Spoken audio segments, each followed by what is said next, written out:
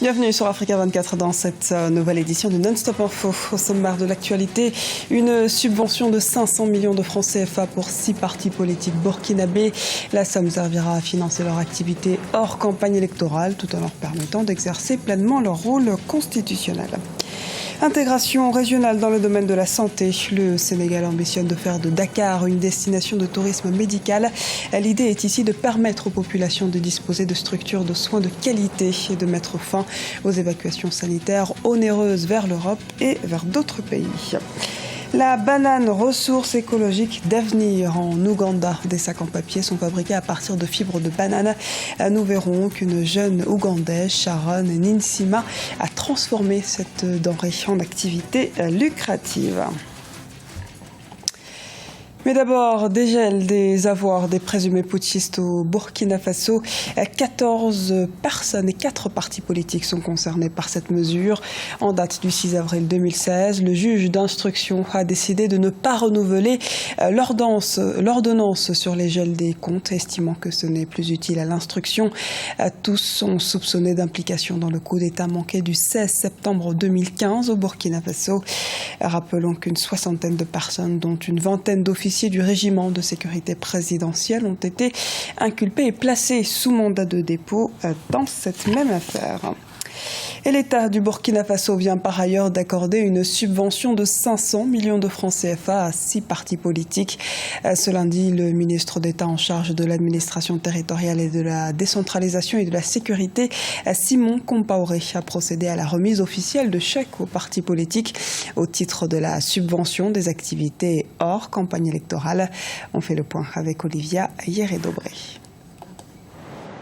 Le Burkina Faso accorde une subvention de 500 millions de francs CFA à 6 partis politiques afin de financer leurs activités hors campagne électorale. C'est une annonce provenant du ministère de l'Administration en date du 11 avril 2016 et qui concerne les 6 partis politiques ayant obtenu au moins 3% des suffrages exprimés aux élections législatives du 29 novembre 2015. C'est dans le but de permettre aux partis et formations politiques de remplir leur mission constitutionnelle d'animation de la vie politique, d'information et d'éducation du peuple, ainsi que leur contribution à l'expression du suffrage que le législateur burkinabé a, dès le début des années 2000, institué cette subvention publique. Au titre de leurs activités hors campagne électorale, l'Alliance pour la démocratie et la Fédération, Rassemblement démocratique africain, a obtenu 19 300 000 francs CFA, le Congrès pour la démocratie et le progrès, 83 150 000 francs CFA et le Mouvement du peuple pour le progrès, 218 500 000 francs CFA. Les 3 autres partis politiques bénéficiaires sont la Nouvelle Alliance du Faso, l'Union pour le progrès et le changement et l'Union pour la Renaissance, parti sankariste. Il y a une loi qui porte sur le financement des partis politiques et cette loi donne une enveloppe globale qui se répartit parmi les partis qui ont participé à la dernière élection législative et elle est répartie au prorata du nombre de voix obtenues. Donc c'est ainsi que, en prenant en compte ce critère-là, que l'UPC qui est à l'Assemblée, mais pas du tout seul parce que tous les partis qui sont à l'Assemblée sont bénéficiaires. Ont reçu ça et ça servira donc de la loi à assurer le financement des partis. Les partis bénéficiaires sont appelés par le gouvernement burkinabé à une gestion saine des sommes allouées afin de présenter plus tard des rapports financiers conformes aux principes juridiques et financiers de l'État. Dans le reste de l'actualité, l'opposition ne participe plus aux concertations organisées par l'État du Mali. Le dialogue est désormais rompu depuis ce mercredi 13 avril. Les opposants accusent le pouvoir de vouloir à nouveau tenter d'organiser des élections communales et régionales, notamment au nord, alors que la situation sécuritaire n'est pas encore sous contrôle. Selon eux, l'état d'urgence a d'ailleurs été prolongé jusqu'au 15 juillet. Dakar ambitionne de devenir un hub médical. Les évacuations sanitaires vers l'Europe coûtent entre 38 à 100 millions de francs CFA par personne. Avec son nouvel aéroport de Diass et de par sa position géographique qui représente un pôle attractif de référence et un plateau technique élevé pour offrir des services de qualité dans la sous-région, le Sénégal pourrait accueillir une unité médicale moderne capable de favoriser le tourisme médical à l'instar du Maghreb. On fait le point dans ce sujet d'Alioune Guendo. La santé plus que jamais au cœur des préoccupations des autorités sénégalaises. Le président de la République Macky Sall ainsi que les experts de la santé ont mis en place le projet Dakar Medical City. Objectif du projet, révolutionner le milieu de la santé à partir de nouvelles infrastructures, une amélioration des performances pharmaceutiques et un système performant de l'assurance maladie. Selon les autorités, le projet entrera sous peu dans sa phase d'application. Un projet qui a plusieurs dimensions au niveau des infrastructures, au niveau de l'industrie pharmaceutique, au niveau de l'assurance maladie, et donc un projet qui s'inscrit dans notre plan de développement stratégique de la santé. Tous les paramètres techniques, administratifs et financiers ont été stabilisés. Nous avons travaillé en toute intelligence avec les ministères et les investisseurs. Le projet et les délais sont donnés. L'engagement fort de son excellence le président Macky Sall nous permettra de réussir les délais et de rendre la copie propre. Le projet des autorités sanitaires sénégalaises dépasse les limites de la capitale. D'autres régions sont aussi concernées. Il va y avoir des hôpitaux donc dans les régions, la région de Kaffrine, la région de Sédhiou, la région de Kédougou. Il va y avoir donc un centre hospitalier d'Adiamniadio. Fruit d'un partenariat public-privé, le projet Dakar Medical City concerne toutes les parties prenantes du système de santé sénégalais. Pour les investisseurs, la volonté d'en faire montre le président Macky Sall rassure. En Ouganda, se procurer de la banane est une chose aisée. La culture du féculent étant largement répandue dans le pays, cela fait de lui l'un des principaux aliments du régime alimentaire ougandais, mais pas seulement.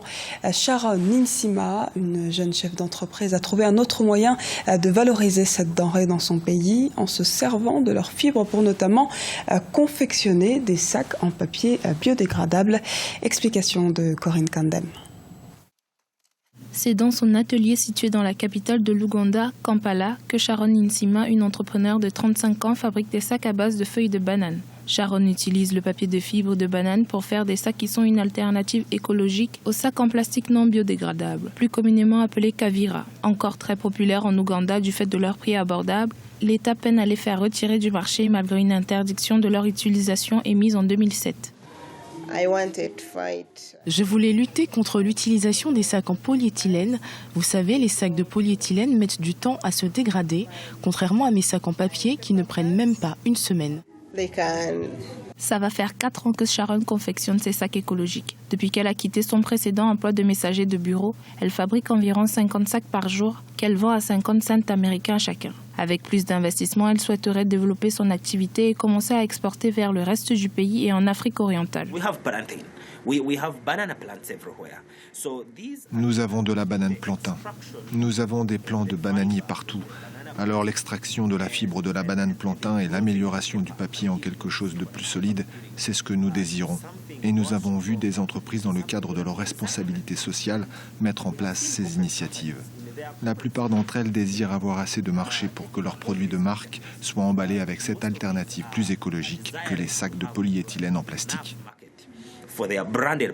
À l'exemple du Rwanda qui mène une véritable lutte contre l'utilisation des sacs en plastique, Prudence Konyika, PDG de Bella Wines, espère que les Ougandais soutiendront ce type d'initiative afin d'améliorer la situation écologique du pays. Son entreprise de boissons, basée à Kampala, utilise les sacs biodégradables produits par Sharon Ninsima dans le cadre de sa stratégie de marketing institutionnel.